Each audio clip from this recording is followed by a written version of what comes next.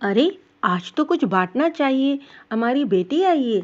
इसे देखकर हमीदुल्लाह अंकल बड़े बेसाख्ता अंदाज में बोले, क्योंकि इतने मनासिब होने के बावजूद वो बहुत कम उनके घर जाती थी।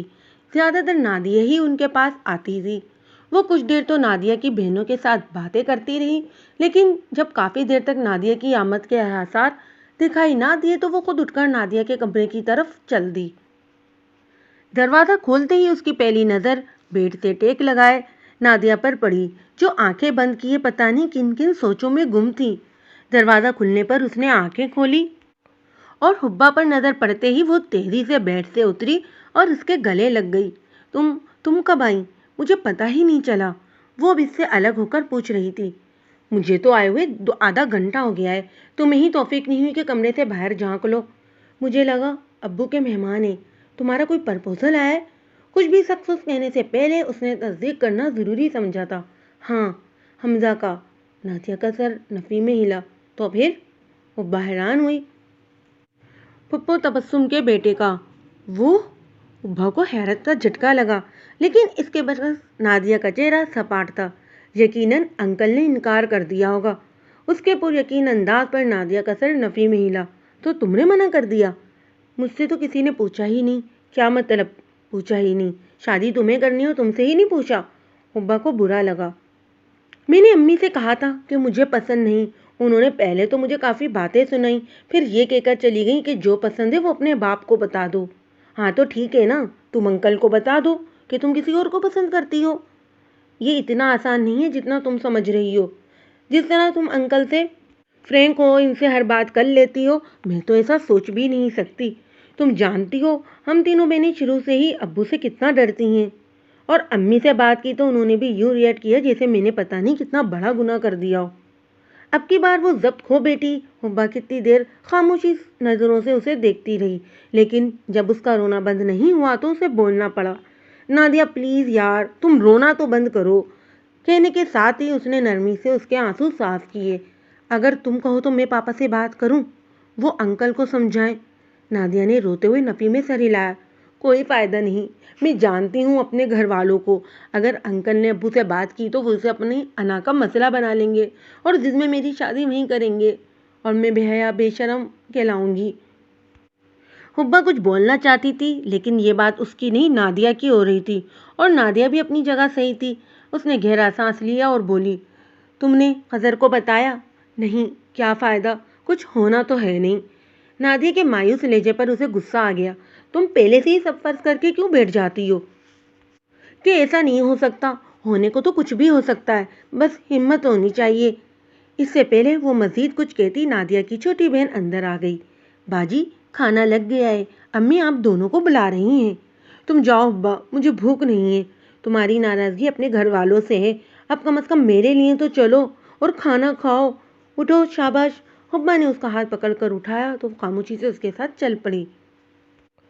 पापा, दूध। वो गिलास साइड टेबल पर रखकर उनके करीब बैठ गई।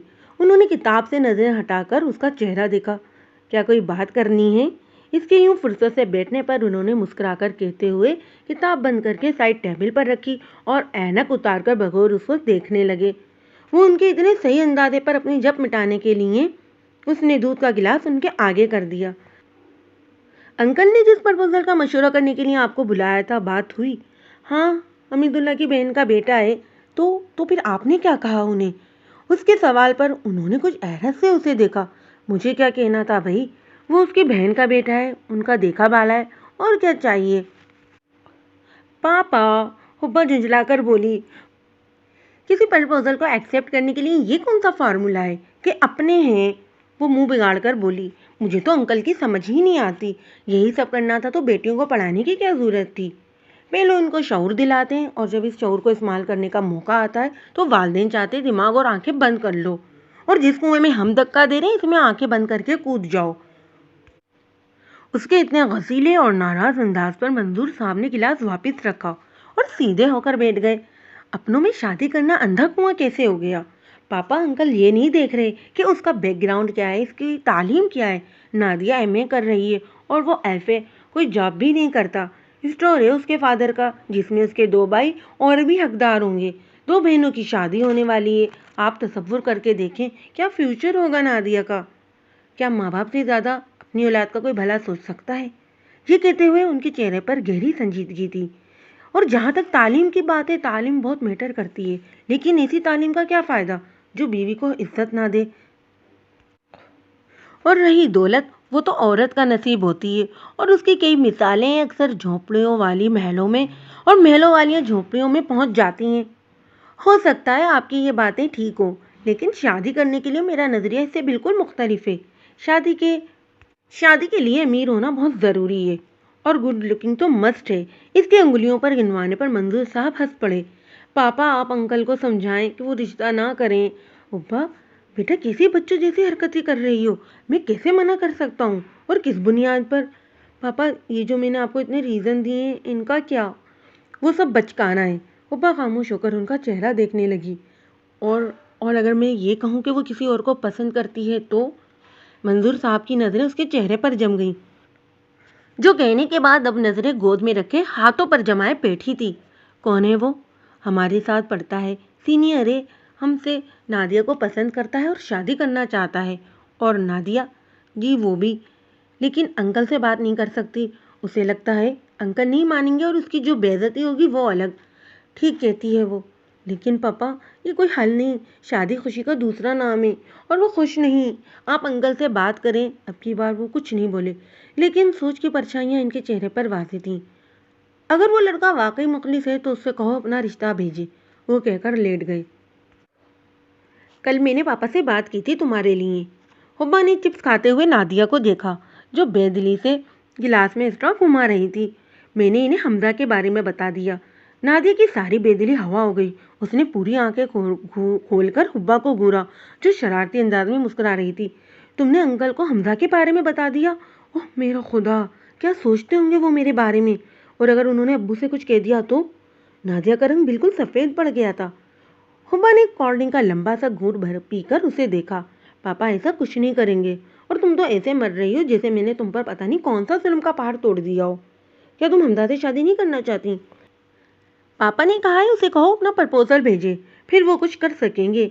हमजा तो यूनिवर्सिटी नहीं आ रहा और शायद आए भी ना, क्योंकि फाइनल के पेपर तो करीब हैं। तकरीबन सभी अपने घर में तैयारी कर रहे हैं। तुम्हें कम से कम इसे इस प्रपोजल के बारे में तो बताना चाहिए था। खैर तुम इसे मैसेज करके कहो तुम्हें मिले। ये बात आमने सामने बैठकर ही हो सकती है। नादिया ने पूरी आंखें खोलकर उसे देखा। तुम्हारा मतलब है कहीं बाहर। नहीं तो क्या तुम्हारे घर आएगा वो।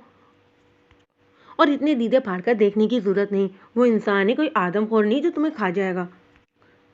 नादिया ने बुरा सा मुंह बनाकर गिलास होंठों से लगा लिया। दरवाजे की बजती घंटी से उसकी नज़र एक पल के लिए टीवी स्क्रीन से हटी थी और अगले कुछ लम्हों में ताबिश अंदर दाखिल हुआ था। अस्सलाम वालेकुम। उसे देखकर हुब्बा ने टीवी की आवाज़ कम कर दी। कैसी हो भाई। तुम्हारे सामने हूँ, कैसी लग रही हूँ। ताबिश ने ज़ैरे लब मुस्कुराते हुए उसके दमकते चेहरे को देखा। हमेशा की तरह खूबसूरत। ताबिश के कहने पर उसने उबरूज खाकर उसकी तारीफ को हक की तरह वसूल किया। चाय पियोगे या कोल्ड ड्रिंक लोगे। मैं खाना खाऊंगा। उसके मुंह बुलाकर कहने पर वो खिलखिलाकर हंस पड़ी। वो भी मिलेगा, पर पहले कुछ खा पी लो। अभी खाना लगवा दूं। खाना अंकल के साथ खाऊंगा। कहाँ हैं वो। पापा आने वाले होंगे। हुब्बा ने घड़ी की तरफ देखकर कहा, जहाँ शाम के 6 बज रहे थे।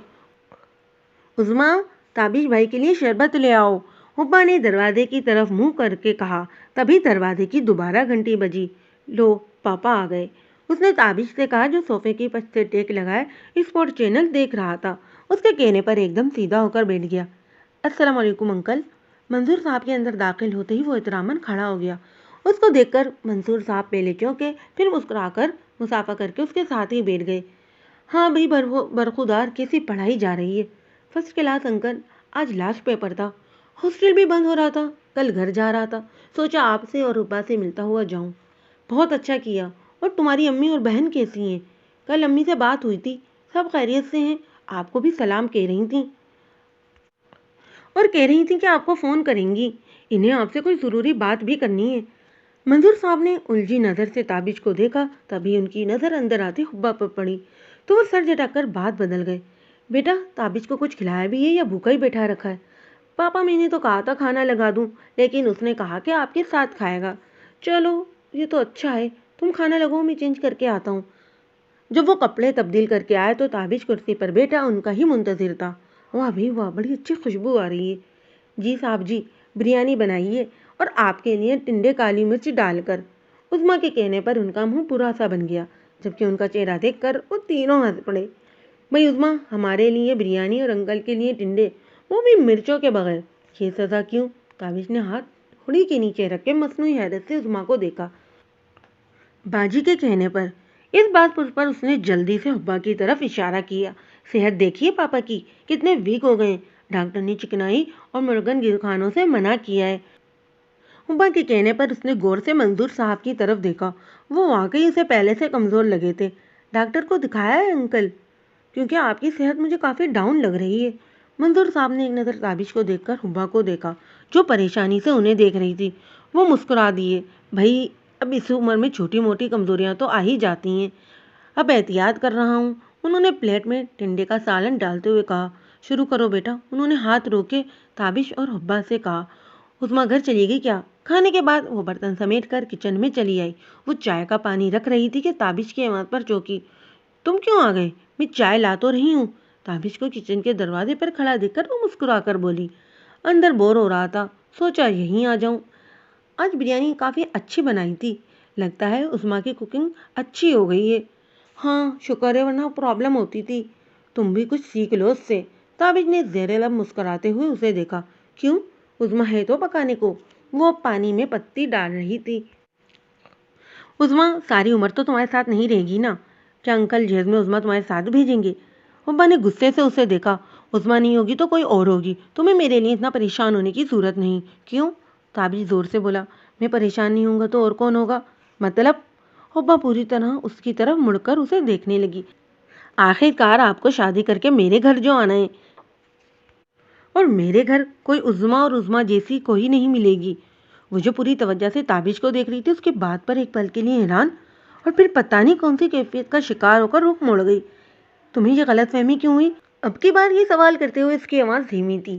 یہ نہ تو غلط فہمی ہے اور نہ ہی خوش فہمی۔ مجھے، امی اور نورین، ہم سب کو تم بہت اچھی لگتی ہو، اور امی کی تو ہمیشہ سے خواہش ہے تمہیں اپنی بہو بنانے کی۔ حبا خاموشی سے اسے سنتی رہی اور اس کے خاموش ہونے پر بولی، جبکہ میں شروع سے سن رہی ہوں کہ تمہاری نسبت تو تمہاری پھپھی ذات سے ہو چکی ہے۔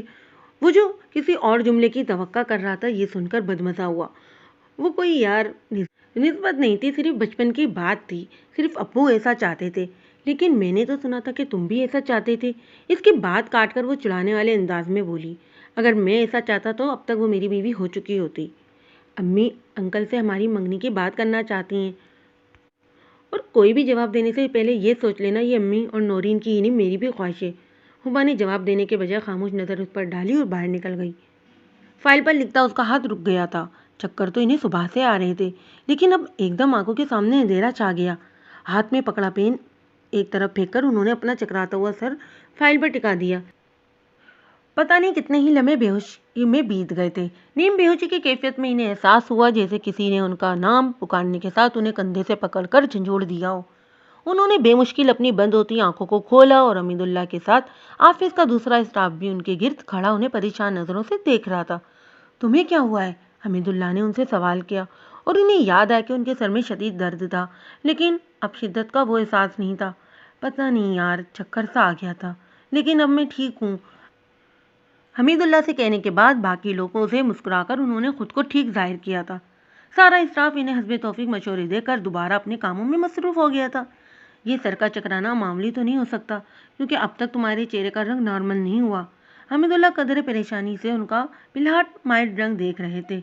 نہیں یار، ایسا کچھ بھی سیریس نہیں، عمر کا تقاضا ہے، ہو سکتا ہے بی پی لو ہو گیا ہو۔ انہوں نے حمید اللہ سے زیادہ خود کو تسلی دی تھی۔ جو کچھ بھی ہے تمہیں ڈاکٹر سے مکمل چیک اپ کروانا چاہیے۔ تمہیں کچھ دن ریسٹ بھی کرنا چاہیے، بعد سے کچھ دن کی چھٹی لے لو۔ ٹھیک ہے، वो असाबत में सर हिला के बोले। छुट्टी के वक्त वो दरख्वास्त लेकर बास के ऑफिस में गए। दस्तक देने के बाद उनसे गलती ये हुई कि उन्होंने इजाज़त का इंतज़ार किए बगैर दरवाज़ा खोल दिया और सामने जो इन्हें मंजर नज़र आया उसने न सिर्फ उन्हें नज़रें झुकाने पर मजबूर कर दिया बल्कि 2 कदम पीछे हटने पर भी मजबूर कर दिया। उन पर झुकी उनकी पर्सनल सेक्रेटरी, जिसको अपॉइंटमेंट हुए सिर्फ 2 हफ्ते हुए थे, घबरा कर इनसे दूर हटी थी, जबकि नर्वस तो वो भी हो गया था, लेकिन वो मालिक था। मिस्टर मंजूर, आपको इतनी भी तमीज़ नहीं है कि ना करने के बाद इजाज़त का इंतज़ार भी करते हैं। I am sorry sir. वो इसी तरह सर और नज़रें झुकाए हुए बोले। क्या अजाब आप पर नाजिल हो गया था जो आप यूं मुंह उठाकर अंदर आ गए? सर, वो मैं ये दरख्वास्त देने आया था। किस चीज़ की दरख्वास्त? बाज ने अब्रू अचकाकर इन्हें देखा। सर, कुछ दिनों से मेरी तबीयत ठीक नहीं। मुझे तो आपकी तबीयत में कोई खराबी नज़र नहीं आ रही। हट्टे कट्टे तो खड़े हैं। उनकी बात पूरी होने से पहले ही वो तो मुस्कुराना अंदाज में बोला। जोबन दूसरे सोफे पर बैठी सेक्रेटरी खिलखिलाकर हंस पड़ी। गालिबन वो अपनी घबराहट पर काबू पा चुकी थी। देखें मिस्टर मंजूर, वो कदरे झुककर आगे को हुआ, आप ये एहसान माने कि डैडी की वजह से आप अभी तक टिके हुए हैं, लेकिन अगर आपको लगता है कि आपकी सेहत इजाज़त नहीं देती तो आप ये जॉब छोड़कर जा सकते हैं। और अब आप खड़े खड़े मेरा मुंह क्या देख रहे हैं? जाएं, और अगर कल ठीक हैं तो आए, वरना आपकी जगह लेने वाले बहुत हैं। मंजूर साहब ने खामोश नज़र सामने बैठे बॉस पर डाली और इसी तरह सर झुकाए निकल आए। बाहर हमीदुल्ला टहलते हुए इन्हीं का इंतजार कर रहे थे। क्या हुआ? मंजूर हो गई छुट्टियाँ? उन्होंने सर नफ़ी में हिलाया। क्यों?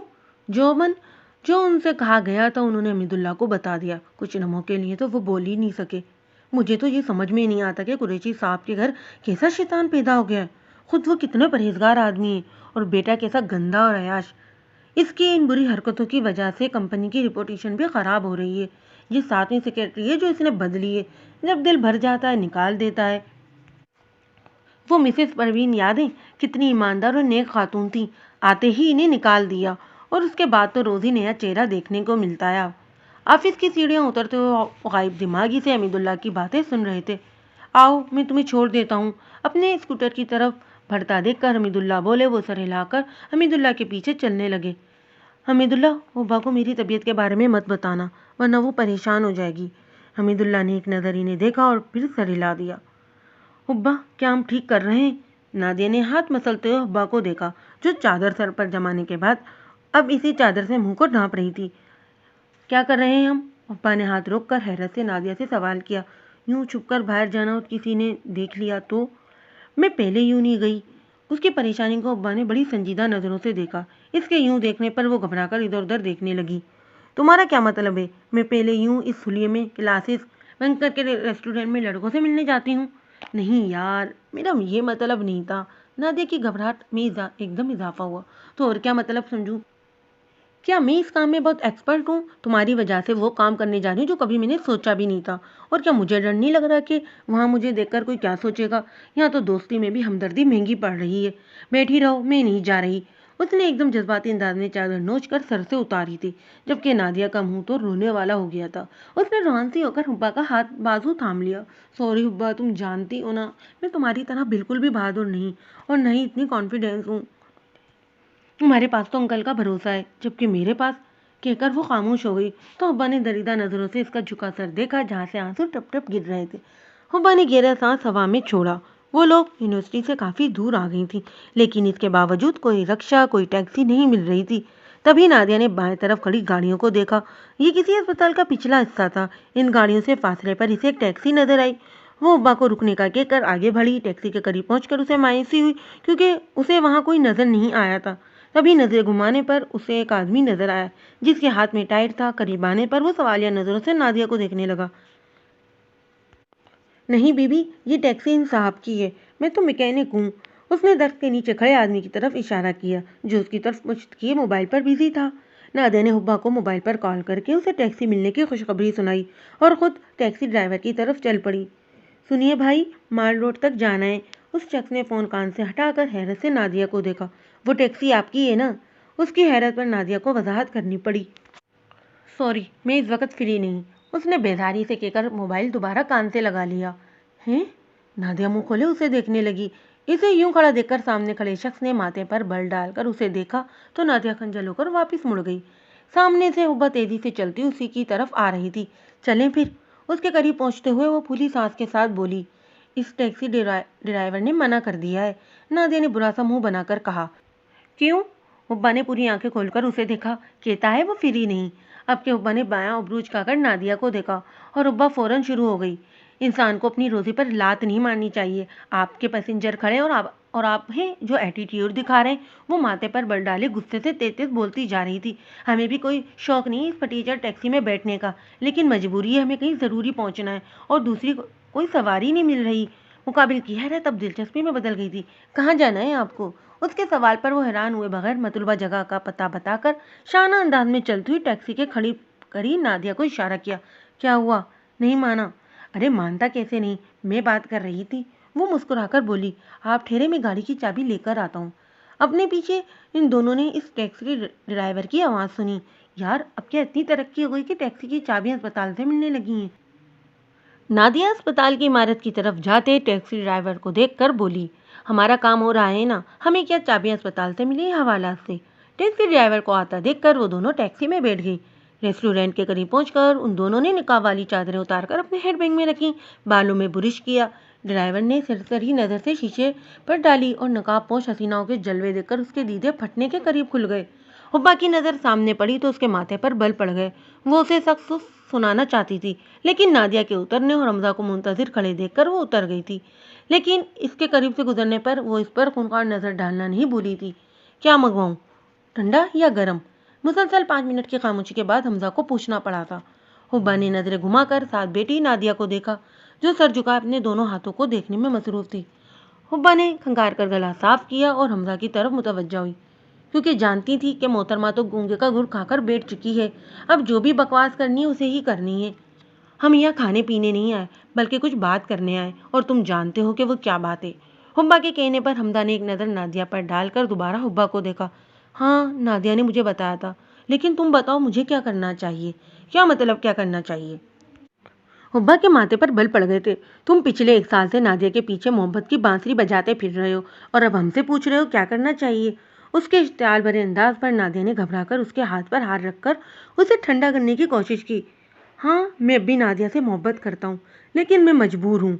हुब्बा आपकी बार बोलने के बजाय खामोशी से उसका मुंह देखने लगी, लेकिन उसके चेहरे के तासुरात ऐसे थे कि बको क्या बकते हो। मुझसे बड़े भाई और एक बहन है, और एक बहन मुझसे छोटी है, और सबके सब अनमैरिड है। ऐसे में अम्मी अब्बू मेरी शादी के लिए कभी नहीं मानेंगे, और इससे बड़ी बात, मैं अभी तक जॉबलेस हूँ। वही सारी शादी ना करने की टिपिकल स्टोरी। उसकी सारी तकरीर के जवाब में हुब्बा इस्तेज़ाइया अंदाज में बोली तो नादिया, जो कब से जब्त किए बैठी थी, उसकी आंखों में आंसू बहने आ गए। नादिया, इसे रोता देखकर हमजा एकदम उठा। ओ प्लीज़, इस हमदर्दी की ज़रूरत नहीं। हुब्बा ने एकदम हाथ उठाकर उसे रोका था, और वो जिसे खड़ा हुआ था वैसे ही बैठ गया। हमजा, तुम साफ बात करो, तुम शादी करना चाहते हो या नहीं? हुब्बा ने बड़ी संजीदगी से उसका चेहरा देखा। मैं नादिया से शादी करना चाहता हूँ, लेकिन मुझे कुछ वक्त चाहिए। कितना? वो मज़ीद संजीदगी से बोली। 5-6 साल। नादिया ने बेसाख्ता डुबडुबाई नज़रों से हमजा को देखा।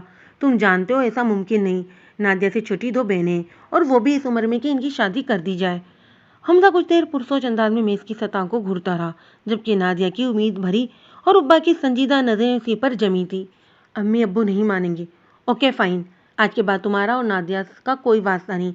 आइंदा अपनी शक्ल न दिखाना। उसने एकदम खड़े होते हुए नादिया का हाथ पकड़कर उसे खड़ा किया। हमजा एकदम बुखला कर उठा।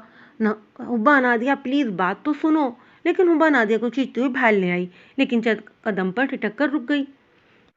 वही टैक्सी ड्राइवर टैक्सी के दरवाजे से टेक लगा बड़ी स्टाइल से खड़ा था। वो तेज़ी से आगे बढ़ने लगी, जब टैक्सी ड्राइवर की आवाज़ पर रुककर गुस्से से उसे देखने लगी। मैं आपको किराया दे चुकी हूँ, और फिर इस तरह खड़ा होने का मतलब? जबकि वो उसके बजाय नादिया को देख रहा था, जो मुसलसल आंसू साफ कर रही थी। मिस्टर, मैं आपसे बात कर रही हूँ। इसके यूँ नादिया को देखने पर वो नागवारी से बोली। मुझे लगा आपको वापस भी जाना होगा। उसकी बदतमीजी के जवाब में वो बड़ी शायदगी के साथ बोला। हुब्बा ने दूसरी नागवार नज़र रोती हुई नादिया पर डाली और टैक्सी का दरवाज़ा खोलकर बैठ गई, और नाराज़गी के इजहार के तौर पर पूरी तरह रुख मोड़कर खिड़की से बाहर देखने लगी। लेकिन नादिया की मुसलसल सूं सूं से उसे उलझन होने लगी थी। प्लीज़ नादिया, बंद करो ये मातम, वो नीची आवाज़ में डपट कर बोली। यूनिवर्सिटी से कुछ फासले पर उसने टैक्सी को रुकवाया था। टैक्सी के रुकते ही वो तेज़ी से उतरकर यूनिवर्सिटी के करीब खड़ी अपनी वैन की तरफ बढ़ गई, और उसके पीछे नादिया भौंकलाकर भागी थी। वैन में भी बाकी लड़कियां नहीं आई थीं। तुमने किराया दे दिया? नहीं तो, हुब्बा के पूछने पर नादिया बेसाख्ता बोली, اور اسی بے سادگی سے دونوں نے کھڑکی سے باہر دیکھا، لیکن وہ ٹیکسی اب وہاں نہیں تھی۔ حبا نے افسوس سے سر جھٹکا۔ دیکھو نادیہ، تم نے جتنا رونا ہے رو لو، اس کے بعد میں تمہیں ایسے نہ دیکھوں۔ حقیقت تمہارے سامنے ہے، وہ آدمی اتنا بزدل ہے کہ پیار کر سکتا ہے لیکن تمہارا ساتھ نہیں دے سکتا۔ اسے پیار کا کوئی فائدہ نہیں جس سے کوئی جائز نام نہ جڑاؤ۔ دوست ہونے کے ناطے میں نے تمہارا ساتھ دیا، اور اسی دوستی کے ناطے میں تمہیں یہ مشورہ دوں گی کہ تم وہی کرو جو انکل اور آنٹی چاہتے ہیں، کیونکہ اس کے علاوہ تمہارے پاس کوئی اور چوائس نہیں۔ حبا نے بات کے اختتام پر بغور اس کا چہرہ دیکھا، لیکن وہ اندازہ نہیں لگا سکی کہ وہ اس کی بات سمجھی ہے یا نہیں۔ وہ کتاب کھولے بیٹھی تھی، لیکن اس کا سارا دھیان باہر کی طرف لگا تھا۔ اس نے بے چینی سے پہلو بدلا، تبھی قریب رکھا اس کا موبائل بج اٹھا۔ اسکرین پر تابش کا نام جگمگا رہا